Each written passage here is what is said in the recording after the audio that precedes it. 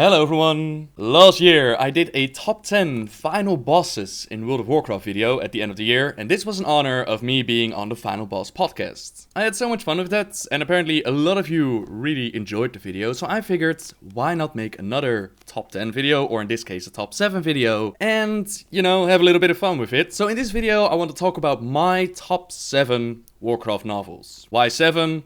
To which I ask, why not 6 or 8? I had 7 names on the list and I figured, you know what, I might as well make a top video out of it. Now please do keep in mind that this is my top list, these are my favorite novels. You will most likely have a different order or have different novels on your list. And please, by all means, let me know what is your top 7 or top 3 or your number 1 Warcraft novel. I can't wait to find out. And besides that, please let me know what you think of the video, because if you guys like it, I might make more in the future. As you might heard by now, I'm doing this without a script, so I'm a little bit rambling, but let's just get the list on the way and see how far we can go, shall we?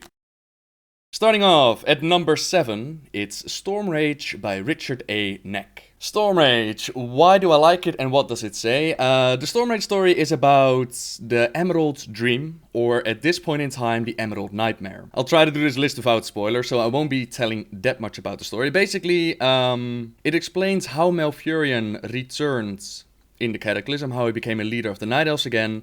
It explains about the Dragons of Nightmare that we had during Classic World of Warcraft. It explains more about the Emerald Dream and the Emerald Nightmare, and it also connects a little bit to the War of the Ancients. I really like this book, and the main reason is that it explains more about the Emerald Dream. At this point, we don't really know a lot about the Emerald Dream. We know it's basically the blueprints for Azeroth as the Titans shaped the world. They didn't do it in one day, they did it in steps, and in the Emerald Dream, you can find all these different little steps. There are apparently a couple more places. There's also, of course, the Green Dragon aspect Ysera. She is the ruler, or at least the guardian of the Emerald Dream. There is Brawl Baremantle, Tyrande the Whisperwind, there's Malfurion Stormrage, Varian, a bunch of other characters, a Murun Totem, and like I said, it's mainly because of the whole Emerald Dream concept. Besides that, they also have special situations like dreams that are going on, like the entire world is affected by the nightmare, right? I can give that away. And that creates a couple of really nightmarish situations, and that's what makes me enjoy it so much. Now that said, we'll have another Neck book on the list, and the thing with Neck's writing is that it takes a little while to get into it. It takes a little while, like halfway into the book, once you've actually got all the characters out and you know the basic setup, then it becomes a really good story. But you do have to bite through the hard part of the apple, you do have to get into the middle, but once you do, I think it's a great story. At number 6 stands the latest novel, War Crimes by Christie Golden. War Crimes. At the time that I read this book, I thought that this was going to become one of my all-time favorite books again. But unfortunately, I feel a little bit deceived, I feel a little bit lied to by the book, and well, we'll get there into a moment. Basically, the story of War Crimes. It takes place after the events of Mr. Pandaria, so Garrosh, he has been imprisoned after the siege. He's put on trial and they're going to decide his fate. On the one hand, you have someone who's going to try and accuse Garrosh, like make sure that he loses his head at the end of the trial. On the other side, you have somebody who doesn't try to get Garrosh off. He doesn't... It's clear that Garrosh is guilty, but the other side is trying to make people think about what they're doing and tries to get a lighter sentence. For example, life in prison. Now, the whole trial thing, you might think that that's the main thing in the story, putting Garrosh on trial and getting him a verdict, but actually it's more about all the other characters. It's more about getting all those loose ends at the Mr. Pandaria tied up, like Jaina, for example, and talk about Thrall, and who else did they have on trial? You had like Vol'jin and Alexstrasza and Tyrande and Bane and Varian. Pretty much every major character of Azeroth is present at the trial, and they all get their chance to develop their storyline. Like I said, it's not so much about Garrosh, it's more about them. Now the reason why this book dropped a little in my top list, mainly because the book gave me an impression that Garrosh could actually change. I thought that there was still a lot of story development waiting for Garrosh. I thought like, okay, this bad guy, yeah, he was a bad guy, but apparently everybody can change, where there is life, change is possible. And they really gave you that impression. And even in an interview with, I believe it was Jesse Cox, then you had Christy Golden and Dave Kozak, I believe. But even in that interview, they said like, yeah, there was indeed potential for change. And for those who played Warlords of Draenor, I'm not going to spoil it, of course, but let's just say that story development never came. And for that reason, I'm like, okay, you go down the list. And besides that, also because a whole bunch of events that are really important for the story, that are really important for the game itself, like the whole Red Portal and Warlords of Draenor on its own, that all starts with war crimes. And there are a lot of people confused, like, how did we end up in this expansion anyways? And I think it's a real shame that they never placed this story in the game. So yeah, number 6, War Crimes. Definitely worth to pick up. Especially for those who ask me, like, I want to get into reading the novels. Where do you think I should begin? I always recommend 3 books. And one of those is War Crimes, because it's at the end of Mr. Pandaria. It ties up all these loose ends, and there's a whole bunch of flashbacks. So if you're like, hey, what's that flashback about? You could always pick up that novel. It gives you a little bit of taste of what else there is to get in the Warcraft storyline. So for that reason, number 6. At number 5, we have The Last Guardian by Jeff Grubb. The Last Guardian is actually part of a gigantic series that tells the story of the first and second Horde invasion. But this one stands out for me because it talks about the Guardians, the Guardian Medivh, it has Khadgar and Winlofar, and especially the events in Karazhan was what made it so interesting for me. There are a couple of dialogues between Khadgar and Medivh, like how time works, how reality works, how Karazhan operates. I thought that those were very interesting to read, and especially get an insight into Medivh. And for those who don't remember Medivh, if you've played Warcraft 3, if you remember the prophet that summoned Thrall and Jaina and got everybody together against the Legion, that was actually Medivh. So this is pretty much his origin story. Besides that, I thought it was very well written. It's easy to get into.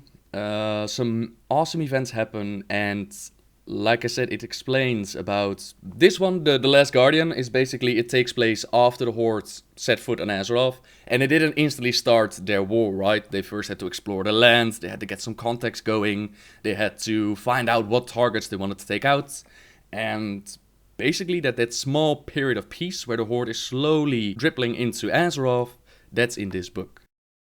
At number 4, I've got Arthas, Rise of the Lich King by Christy Golden. Now Arthas, for those who've seen my top 10 final boss video last year, you already know who was at number 1. So Arthas is indeed one of my favorite characters, but besides that, this book gives insight into his mind. Again, for those who've played Warcraft 3, you probably know most that is to tell about Arthas' storyline, right? That's the beauty of Warcraft 3. We see that entire storyline, and that's what made the Lich King such a great character and such a great boss, in my opinion. Now this book adds to this. It tells Arthas' tale again, but it also shows and lets you read into his mind. Like, it isn't all just black and white. There were more moments where Arthas was thinking to himself, was doubting to himself, was pondering to himself the things that you just never saw in the game. Besides that, there are 2 more characters, Jaina and Sylvanas. From their perspective, we also see the story. Like these 2 ladies, they've been affected greatly by Arthas, of course.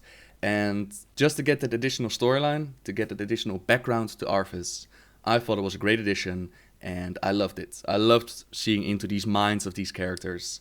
Definitely worth a pickup. This brings us to our top 3 for the novels, and at number 3 I've got another Richard A. Neck book, which is War of the Ancients. Now I'm a little bit cheating here. War of the Ancients is actually 3 novels in one. It's an archive, but they also sell it as one book, and I was like, screw it, I want it on the list, so here it is. War of the Ancients, as the title suggests, it tells about the War of the Ancients. This is a war that took place around 10,000 years ago, and this was a war between the Night Elf and the Burning Legions. This was pretty much the first time that Sargeras actually laid eyes on Azeroth, and he was like, I want that planet, and the Night Elves had to, stop him. Like I mentioned before, next books, they are a little bit difficult to get into, and once again, once you get through half of the first novel, once all the characters introduced, once the whole playfield is set up, these epic battles, they are unrivaled as far as I remember in the Warcraft lore. I often compare it to Lord of the Rings epicness, but of course it's not Lord of the Rings. But these wars, these fights are freaking amazing. It also has time travel, and you might know that I really don't like time travel. But like I said, it gave a good opportunity to revisit these events, and it has characters like Tyrande, Malfurion, Illidan, Corialstras, Broxigar, Ronin, Chandris, who else did you have? Maiev Shadowsong and her brother Jared Shadowsong, and this is one of the first wars. This is why Azeroth looks like it looks today, and it's just overall a great storyline. Again, one of those novels that I'd recommend if people want to get into the lore. I'd recommend War of the Ancients as one of the options, because it's one of the first in the chronological order, and, you know, like I said, epic proportions. At number 2, we have Rise of the Horde by Christie Golden. And Rise of the Horde, this one, definitely a must-have, definitely a novel you need to read, especially with the expansion that we're currently playing. Rise of the Horde, it tells the story as to how the first Horde came to be. It explains why the first Horde invaded Azeroth for the first time. And it explains how Kil'jaeden came into the picture, how the orcs got corrupted, how they got deceived, and how they started the war with the Draenor. This is pretty much the story from our reality, as we see it play out in Warlords of Draenor. Like Warlords of Draenor, Draenor itself is an alternate reality, so not all events happen as it happened in our reality, but it is pretty much mirrored, right? So if you want to make the comparison, this one is a great one to pick up, and besides that, it's also a great one to start reading the Warcraft lore with. This is the third one that I always recommend, like Rise of the Horde, and similar to The Last Guardian, it falls into a series of the first and second Horde invasion. You start off with Rise of the Horde, this leads into The Last Guardian, Tides of Darkness, and Beyond the Dark Portal. That pretty much ends the first and second Horde invasion, and then to finish it all off, we have the book that is on my number 1 spot, the book that I simply adore, simply love. The book called Lord of the Clans by Christie Golden. Lord of the Clans is a great one to finish that entire series off, because after reading that series, you'll know what the original Horde was about. You'll know the rise and the fall of the Horde. And this one is Thrall's origin story. Thrall's origin story is a sad one. It's one, how do I explain this without giving too much spoilers? Basically, if you want to know the difference between the original Horde and Thrall's Horde, and how they came together again, how it was formed. Basically, if you want to know, if you play on the Horde side and you want to know what the Horde was all about when Thrall was in charge, this is the one to read and this is one to look up. Besides that, the reason why I love this so much is this book gave me for the first time one of those moments that you're reading, right? And you're reading your book and you're like, oh, that's cool, oh, that's a nice story. And then something happens and you're like, no effing way that just happened. Please reverse what you just written down. Please don't. And a similar thing happened for me in Tides of War from Jaina Proudmoore. It almost reached the list. I mean, if I made a top 8, that would have been on the list. But those WTF moments are just amazing if you can find them in books. And Thrall, Lord of the Clans, or at least Lord of the Clans it's just called, definitely has one of those moments. So yeah, this is my all-time favorite novel. I think I've read it around 10 times. Very easy to get into, a beautiful storyline, explains a whole lot about the Horde, and you might know that I always played Alliance. This one gave me a whole new respect for Thrall and the Horde as its own. It gave the entire story of Warcraft a whole new perspective for me. And yeah, I really like that. Now, ladies and gentlemen, that is my top 7 Warcraft novels, and yeah, that is the list done. I hope you enjoyed it. And like I said, if you have a list of your own, you probably have a different order, you probably have a similar list. Let's make it a top 3, shall we? If you want, you can post your top 3 in the description, and I'll definitely check them out. For now, thank you very much for watching, everyone. I hope the holidays are going to be awesome for you. I hope you're going to have a great new year. And like I said, let me know what you think of the video. Do you enjoy it?